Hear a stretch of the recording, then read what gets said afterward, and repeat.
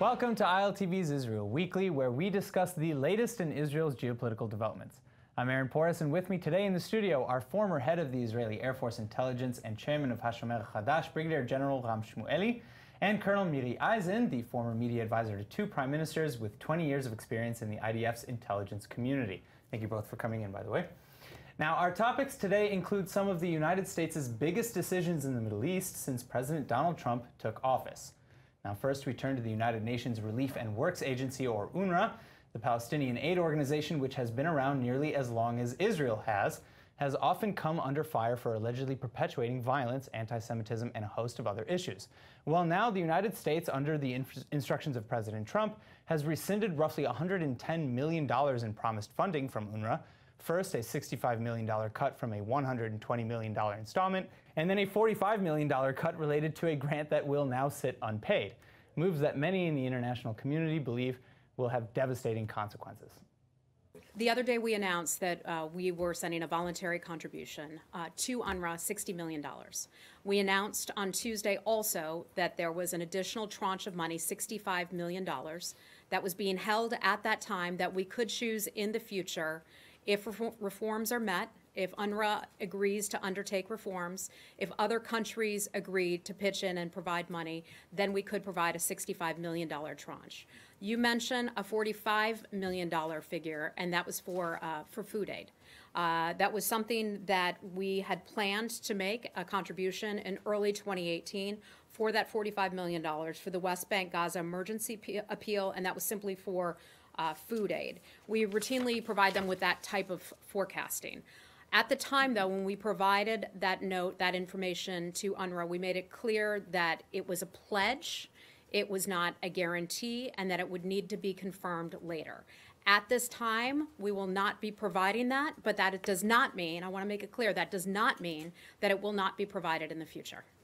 If UNRWA will not be in a position to provide the vital services and the emergency forms of support that UNRWA has been providing, this will create a very, very serious problem, and we will do everything we can to avoid this situation to occur. We already have great-great-grandchildren of refugees who are not refugees, but they're listed on the, on the list of UNRWA. So I suggest something else. I suggest a gradual conversion of all funds going to UNRWA to other agencies to deal with the question of refugees and actually have criteria. This will not have negative effects. It will have positive effects, because the perpetuation of the dream of bringing the descendants of refugees back to Jaffa is what sustains this conflict. UNRWA is part of the problem, not part of the solution. It's time to bring another organization into being. The ones that exist, they can do the job. بنضيع دمار بصير الناس تنط على البيوت، بصير عنا دمار شامل، بصيروا عشان يجيبوا لقمة العيش اللي هو كيس الطحين، بصير الناس تذبح بعضها. I would have endorsed the cut in the UNRWA budget in one condition, that will be a kind of an element or one stage in an overall program or plan how to bring this Israeli-Palestinian conflict to an end. One step without any continuation will just harm the situation. All right, so I'm going to start with you, Brigadier General. Realistically, what do you think the results of cuts to UNRWA would be in Gaza and the West Bank? Before answering the question, we have to know the facts. This is 70 years of UNRWA establishment after the War of Independence. There is no other place in the world that you keep refugees for third generation, you keep them alive. This is the interest of the Arab world that pump a lot of support to keep the problem of the refugees from 1948 alive. And this is something that have to be changed. And tell you more than that, most of the refugees from 1948, which are not refugees, but they live in refugee camp, are in Lebanon, in Syria, in Jordan, vast majority. Why don't those countries rehabilitate those refugees? Because the problem of the refugees, of the Palestinians. This is the interest of the Arab world in order to hit Israel. So on this direction, we have to support any try to change the equation of UNRWA, which is pumped by American money, employee, all of them are Palestinian. We have to change the equation. But we have to be very cautious about what happened in Gaza Strip. In Gaza Strip, there is a very sensitive equation. Yes, so, but we have to bring this money not through UNRWA. We have to change the system and to rehabilitate those refugees all over the Arab world. But you see, in the media, people listen only the refugees in Israel because Israel fight the Palestinians. This is not true. This is fake news. What's happened in the Middle East, that not Arab countries rehabilitate those refugees, third generation. Why they don't rehabilitate them? How would you respond to? So I'm both listening and agreeing and disagreeing with Ram. And the reason that I disagree to a certain degree is because I'm in 2018. This isn't about the history lesson. We've already been in a process with the Palestinians for 25 years. And both sides of us, both of us agreed when we started this process jointly 25 years ago that there are 6 major issues that need to be addressed. One of them is refugees. And to state now that nobody did what I agree with you, they didn't do, but we're in 2018. I'll go so far as to say also that the UNRWA, as it exists today, and the refugees, both in the Gaza Strip and in the West Bank, were under direct Israeli military rule and occupation from 1967 to 1993, 4, 5 in the stages, and we didn't cancel UNRWA there, and we didn't take the Palestinian refugees out of the camps then. We didn't do it either when it was under our own military occupation. So when I look at it to the future right now, no. But I'm looking at it in 2018, and I'm saying, just like we didn't change it now, to up right now and to turn off cold turkey and to cut off not just the funding, but as was said there, they are the largest employer in the Gaza Strip. The Gaza Strip is a terrible place. It doesn't matter whose responsibility right now. And right now it's Hamas's responsibility, but it's a terrible place. And if you turn off UNRWA, then you are taking what is a terrible place and making it worse. And I don't see that as being any kind of a solution. I think that we have to look further into the distance, take a deep breath. I don't like UNRWA, but that doesn't mean that I cut it off cold turkey. So to follow up though, because as Brigadier General Shmueli said, you know, the sheer number of Palestinian refugees has ballooned nearly 7 times, from about 700,000 to 5 million today. So first of all, how is that possible by any definition of what a refugee is, you know, in terms of the accepted definition internationally? And B, why then couldn't they, as Netanyahu suggested, be transferred to the UNHCR instead of UNRWA? Why does UNRWA need to exist? UNRWA was established in 1949, and again, without the history lesson, it was established as a separate agency, not as a separate High Commissioner of Refugees. That was already established immediately after the establishment of the United Nations and after World War II in 1945 as a separate agency. Because of the acuteness of the problem in 1949, now I'm going to bug all of our viewers and probably Brigadier General Shmueli also. There's a difference that there was a separate agency for the Palestinian refugees and for the rest of the refugees worldwide. That difference was true in 1949. In 1949, the refugees worldwide had been citizens of a place before. And the issue with the Jews, by the way, as displaced people is because they didn't belong anywhere.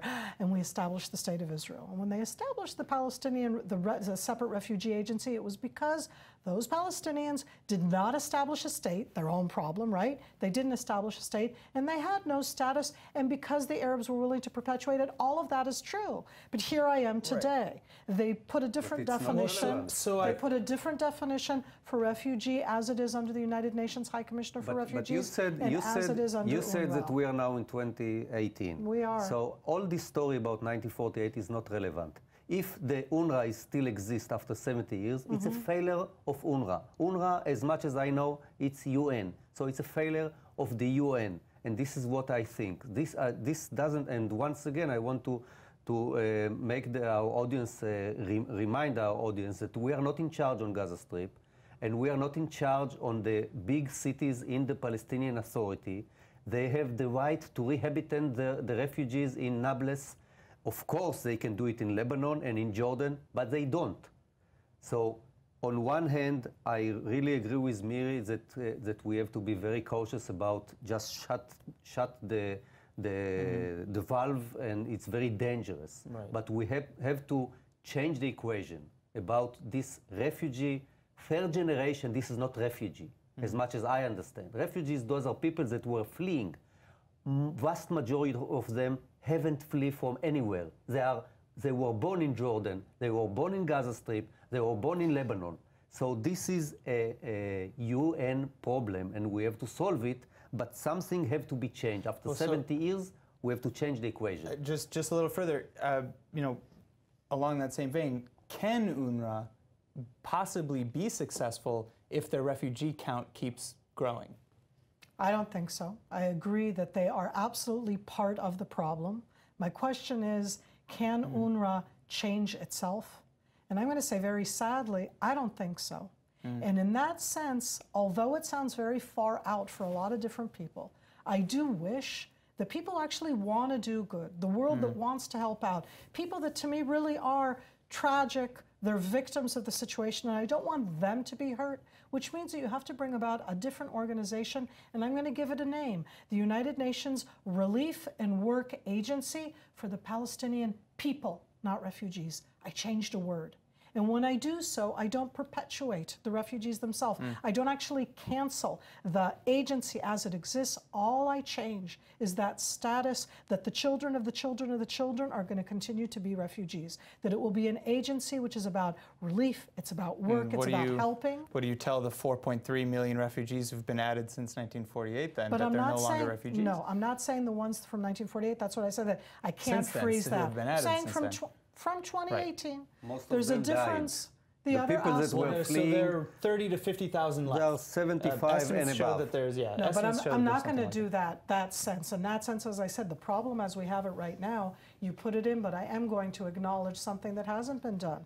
I would demand in its own way that you go and count those type of refugees and say, okay, who are the ones who actually don't have status? I'll give you an example, which to me was even surprising. Okay. Just a few weeks ago, the Palestine Liberation Organization, of all of the things, decided to count the amount of Palestinian refugees in Lebanon because they wanted to make a point. And you know what? They didn't make the point they intended, because they went and counted their refugees, and they said before that it was 500,000 Palestinians who live in Lebanon with no status. And when they counted them in 2018, they discovered that when they counted, it was only 120,000. They were in shock that it was such a low number. I'm saying, let's be in 2018. Let's count them. Let's find out how many of them are really statusless, are ones who are not Lebanese, who are not Syrian, who really have stayed inside, the ones who are the tragic aspect, and those ones you can try and focus put a focus on. I really do feel sorry for them. And the rest of them, if you have dual citizenship and you keep your status as a refugee, you have to let go of that status. I'm not talking about what they think of. That's something else. All right, well, unfortunately, that's the time we have for that first topic. So moving on, President Donald Trump also announced that his recent re-signing of the JCPOA nuclear agreement with Iran would be the last time unless major changes were made to the deal.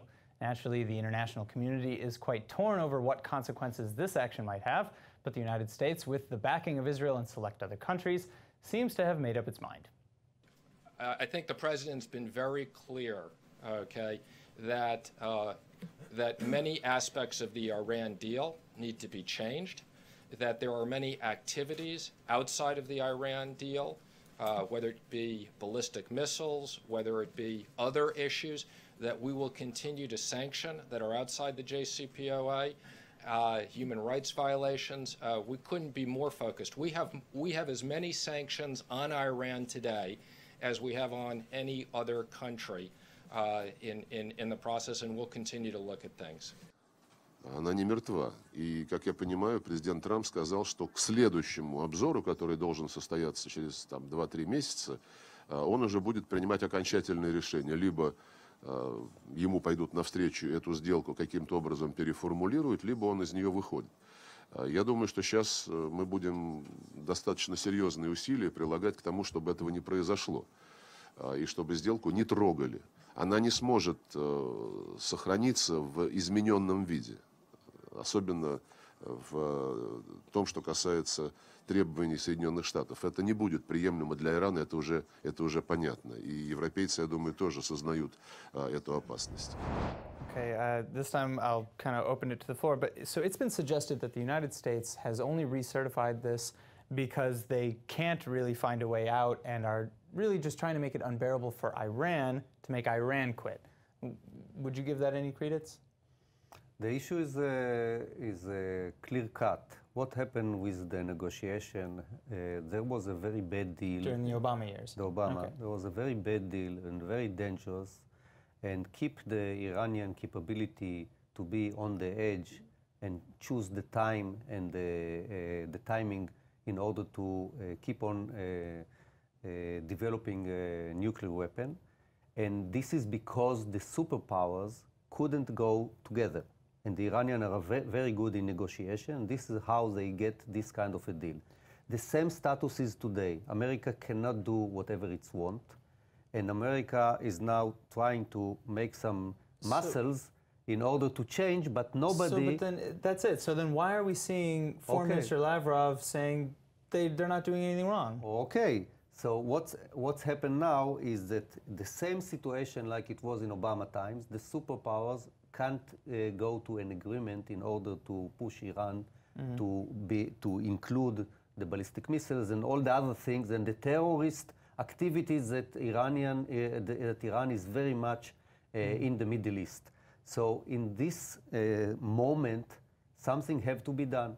Either not to do anything and just shout, or in the history of a state that develop a nuclear weapon, you can see that there are sometimes diplomatic effort and sometimes other efforts. Right.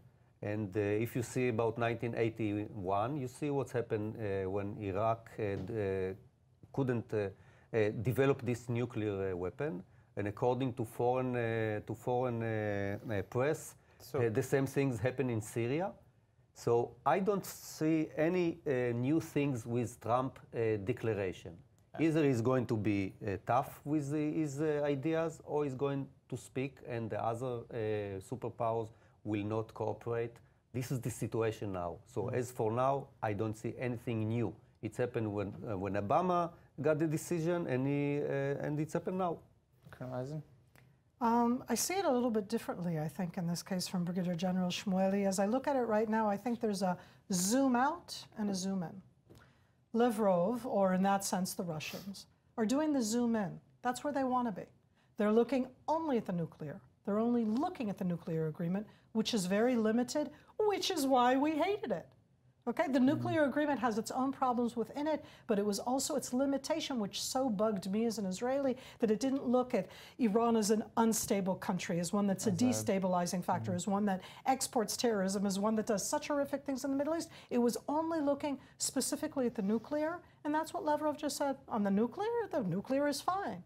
But the whole thing is that we want to zoom out. I don't think that President Trump can change, I mean, unless he wants to, if he breaks that, it's not just breaking it with Russia. You showed Russia here, but you saw Lavrov also mentioning the Europeans. If you break it, you're not breaking it just with Russia. You're opening something else that was negotiated by the Europeans, that those Europeans right now, the French under Macron, the Germans under Merkel, the British under May, they don't want to start opening up the can of worms called nuclear Iran. They have other things to do right now.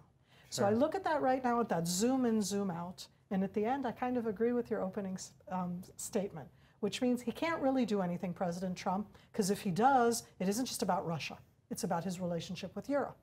And if he doesn't do anything, then he's not being the President Trump he wants to be. How can he live with this terrible agreement? He kept saying it's a terrible agreement. So I actually think that there may yet be steps now. I think that when we saw Menuhin Rao, when we saw the Treasury Secretary talking about the fact that the United States has put in sanctions, they actually have. The thing is that they've put in sanctions that the United States does that nobody else supports that are beyond the nuclear issues.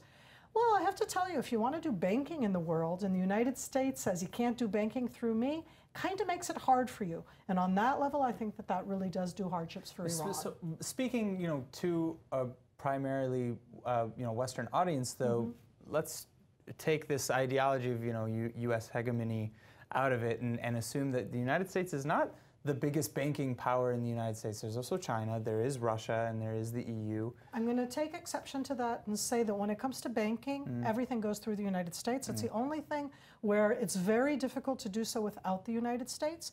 And I think that perhaps some of the hardships that we are seeing through the different demonstrations that we saw in Iran have to do with the fact that those are economic hardships that come out of the fact that, yeah, some sanctions were taken off, but they still can't really do banking. And that is a hardship. Don't put it down as a little one. Let me be more clear. Yeah. Not that I tell America what to do, but there is another thing that America have first in the world. This is military capabilities. And as for now... Is that realistic, though, to send a military response to Iran at this time? I'm talking now about how accountable is your speaking. If you speak about what happened with Saudi in Yemen and against Iran, and you don't support Mohammed ibn Salman and his activities. If you speak about Syria, and you give the other players like Turkey, like Iran, to get and play in this battleground, and you are not relevant anymore, so the same things goes when you speak about Iran.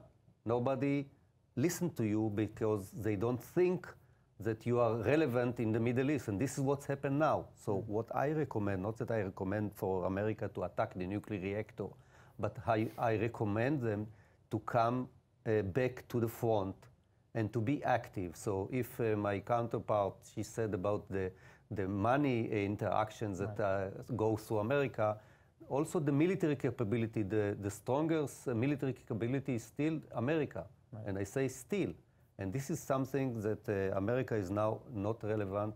And in this vacuum, there are a lot of very dangerous forces that are getting inside. So Iran, if I've been Iran, I see they fight each other. Then I will play hardball against this Trump trying to change the equation. So they're just playing the game. All right, well, on that note, I'm going to open it up to the good word, which is, the silver lining from this week. Any positive thing, just in a quick 30 seconds that you can give?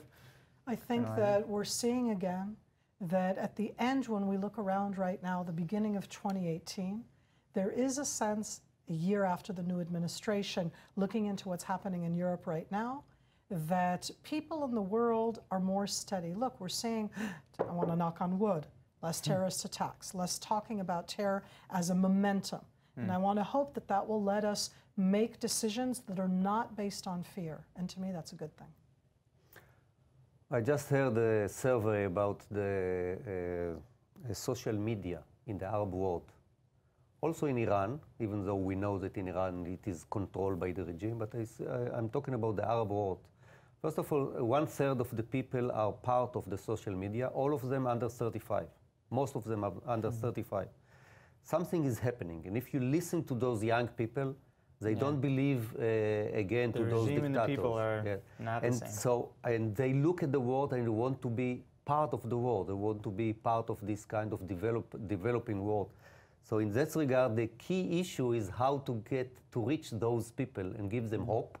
It goes also for Gaza, but I'm talking about the big Middle East. I think that something is happening by leadership of Saudi Arabia, and we have to support them. We have not Israel because we are small. The world have to support what's happening there, and they're in a big dangers against the Iranian Shia front. So there is a hope with the people, with the young people. Show your support to the people. That is, in my opinion, also an excellent way to end. So, unfortunately, that is all the time we have today for ILTV's Israel Weekly. I'd like to thank our guests, Colonel Miri Eisen and Brigadier General Ram Shmueli again. And thanks to all of you for tuning in. Remember to follow us on Facebook at Israel English News and, of course, on Twitter at ILTV News. I'm Aaron Porras, and I'll see you next week.